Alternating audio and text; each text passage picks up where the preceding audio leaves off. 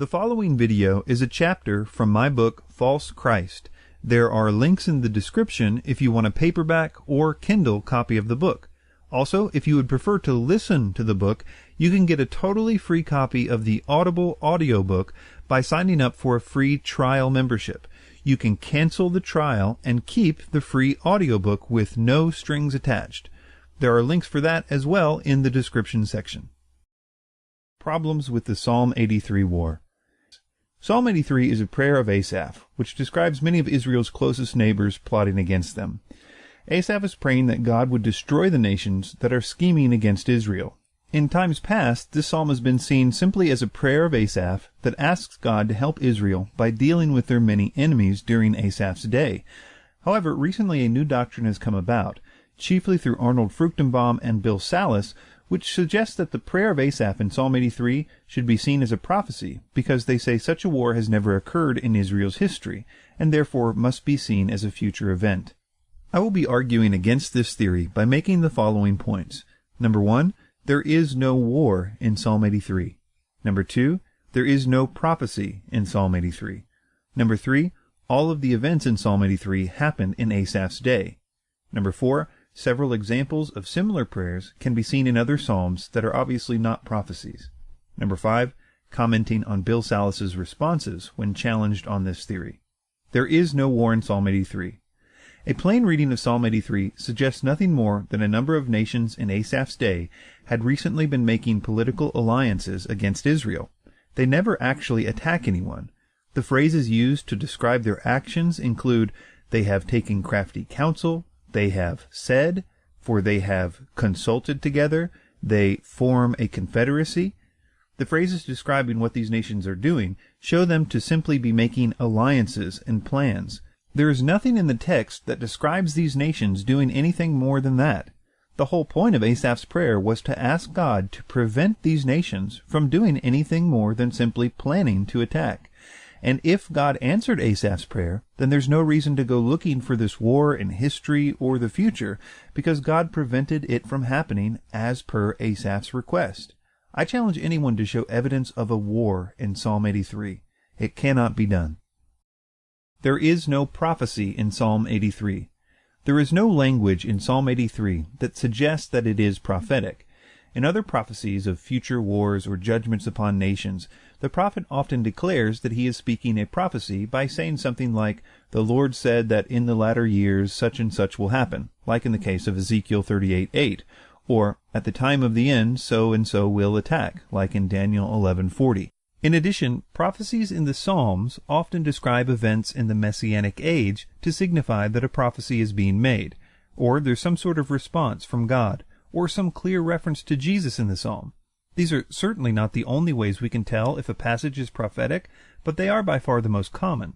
Psalm 83 has none of these elements, and, as we will see, the reasons that Bill Salus says Psalm 83 is prophetic are not at all convincing. Asaph never tells us that he has seen something that would take place in the future. In fact, every indication from the text we have suggests that he is describing the political situation in his own day. All of the events in Psalm 83 are happening in Asaph's day. The political situation that Asaph describes in Psalm 83 is perfectly consistent with events in his day, around 950 BC, and there's no reason to see this psalm as requiring future fulfillment. The nations that he mentions conspiring together, such as Edom, Moab, Hagrites, Gebal, Ammon, Amalek, Philistia, Tyre, Assyria, and Lot, were all very close neighbors to Israel, mostly in Jordan and Lebanon. The picture painted by Asaph is a perfect fit with what we know from Scripture and history about the political situation of the time. Bill Salus would disagree with this point, and I will deal with his arguments in the final section of this chapter. Several examples of similar prayers can be seen in psalms that are obviously not prophecies. On several occasions in the Psalms, we see the psalmist complaining to God about the surrounding nations who wanted to see Israel destroyed. The psalmists often plead with God to destroy these enemies. Anyone who has spent much time reading the Psalms will know that this is a consistent, if not prevalent, theme all throughout the Psalms. Therefore, without any direct reason to do otherwise in the text, we should assume Psalm 83 is like all the other prayers for deliverance from enemies of the day. Bill Salus's responses when challenged on this theory. In a recent debate with Thomas Ice, Bill Salus was challenged with many of the points I have brought up in this chapter. I will list his responses to Ice's criticisms and comment upon them. In response to Ice's suggestion that there is no prophecy in Psalm 83, Salus made the following points. Number 1. He said that Asaph was called a seer in 2 Chronicles 29:30, and so should be considered a prophet. This is true, but establishing Asaph as a prophet has nothing to do with whether Psalm 83 is a prophecy. David was a prophet, but very few aspects of his psalms are considered prophecies. Just because a prophet is a prophet doesn't mean that every word he wrote was prophetic.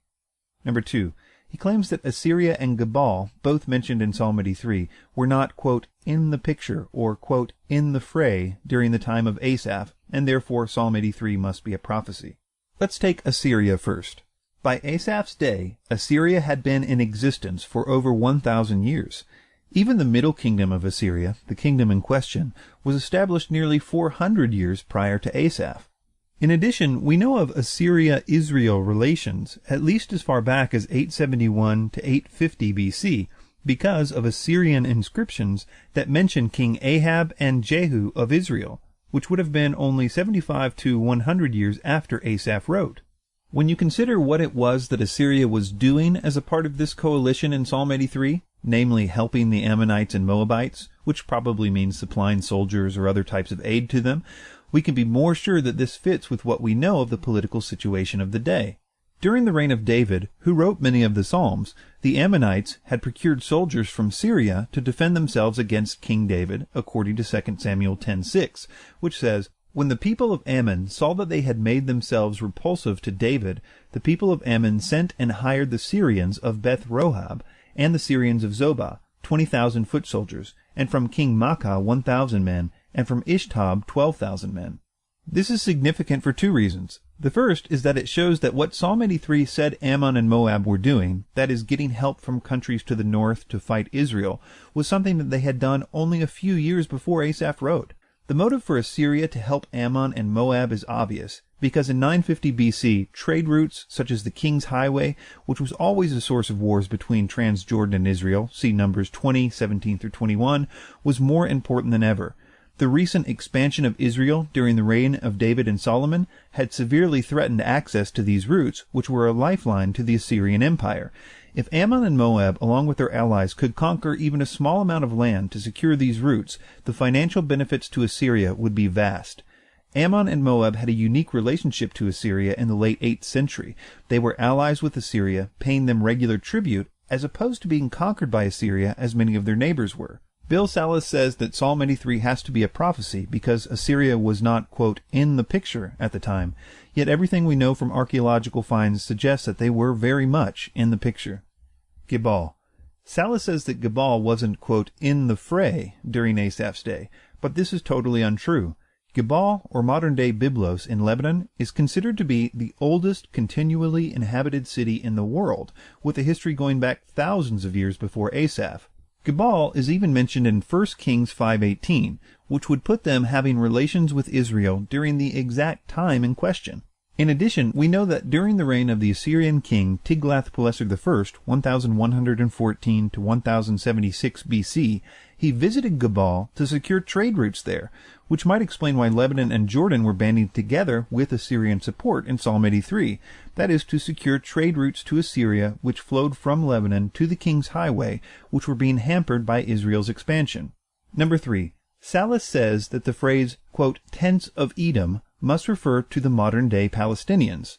Salus says that the word tents in Psalm 83:6 suggests a, quote, habitation condition, and since, in his view, the people of Edom have, quote, ethnical representation in the Palestinians today, that this phrase must be seen as a prophecy. Salus is trying to make the reference to tents be a technical term that applies to the current Palestinian refugee conditions, but this is absurd, and it ignores the actual reason that the phrase tents of Edom was used. The Edomites were a semi-nomadic pastoral people who really did dwell in tents. One archaeologist says the following of this fact, quote, Moab and especially Edom should be considered mainly as tented kingdoms, likewise at any rate the 13th to perhaps the 9th centuries BC as a result. Since the people of Edom dwelled in tents, Asaph refers to them as the tents of Edom. It's as simple as that. In addition, Edom was located south of the Red Sea, mostly in modern-day Jordan. It was directly below the kingdom of Moab in the east and below the kingdom of Judah in the west. Today, there are no Palestinian territories in what was ancient Edom. What Salas is saying is that the Palestinians today have Edomite blood, even though they don't dwell in Edom anymore. I can't imagine how one could prove that claim to be true unless a comprehensive study of the migrations of the Palestinians was done alongside a massive genetic testing campaign. But even if we assumed it was true, I would like the reader to notice how inconsistent his hermeneutic is. In all other cases in Psalm 83, Salas is looking at the geographic areas mentioned and matching them with their modern equivalents. For example, when it says Gebal in Lebanon, he's looking to that area in Lebanon and trying to match it with the people dwelling in that location. In that case, it doesn't seem to matter to him who carries modern Gebal blood. But in the case of Edom, he doesn't care who dwells in the land of Edom. He's only interested in the bloodline of the people who lived there in Asaph's day. One can argue which method of interpretation is correct, but you can't have it both ways without major inconsistencies and contradictions. In any event, the point is that Salas takes something very simple, the phrase tents of Edom, a reference to the tent-dwelling people of Edom, and tells us that it can only refer to modern-day Palestinian refugees, even though they don't dwell in Edom. Conclusion. The Psalm 83 war is a brand new doctrine, which, to quote Thomas Ice, is utter speculation. In Psalm 83, Asaph is praying that God would deal with the various enemies around Israel who are making political alliances that might one day lead them to attack Israel. There is no description of a war or an attack of any kind in Psalm 83, nor is there any language that would suggest that Asaph is making a prophecy. Asaph's prayer is almost identical to other prayers in the Psalms where the writer is asking God to stop various enemies who are plotting against Israel. From everything we can tell in Scripture and in history, the political alliances being made are consistent with Asaph's time. I dealt with Bill Salas's response to Thomas Ice's critiques of his theory and showed that both Assyria and Gebal were, quote, in the fray during the time in question, as well as showed that the phrase tents of Edom simply refers to those that dwell in Edom.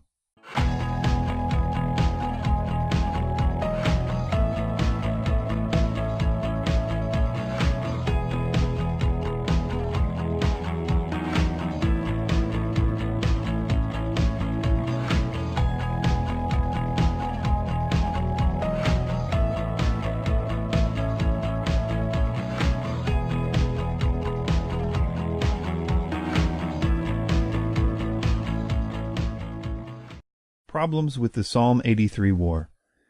Psalm 83 is a prayer of Asaph, which describes many of Israel's closest neighbors plotting against them. Asaph is praying that God would destroy the nations that are scheming against Israel. In times past, this psalm has been seen simply as a prayer of Asaph that asks God to help Israel by dealing with their many enemies during Asaph's day. However, recently a new doctrine has come about, chiefly through Arnold Fruchtenbaum and Bill Salas, The following video is a chapter from my book, False Christ. There are links in the description if you want a paperback or Kindle copy of the book. Also, if you would prefer to listen to the book, you can get a totally free copy of the Audible audiobook by signing up for a free trial membership. You can cancel the trial and keep the free audiobook with no strings attached. There are links for that as well in the description section. Similar prayers can be seen in other psalms that are obviously not prophecies. Number 5, commenting on Bill Salas's responses when challenged on this theory. There is no war in Psalm 83. A plain reading of Psalm 83 suggests nothing more than a number of nations in Asaph's day had recently been making political alliances against Israel. They never actually attack anyone. The phrases used to describe their actions include, they have taken crafty counsel. They suggest that the prayer of Asaph in Psalm 83 should be seen as a prophecy because they say such a war has never occurred in Israel's history and therefore must be seen as a future event. I will be arguing against this theory by making the following points. Number 1, there is no war in Psalm 83. Number 2, there is no prophecy in Psalm 83. Number 3, all of the events in Psalm 83 happened in Asaph's day. Number 4, several examples of have said, for they have consulted together, they form a confederacy. The phrases describing what these nations are doing show them to simply be making alliances and plans. There is nothing in the text that describes these nations doing anything more than that. The whole point of Asaph's prayer was to ask God to prevent these nations from doing anything more than simply planning to attack. And if God answered Asaph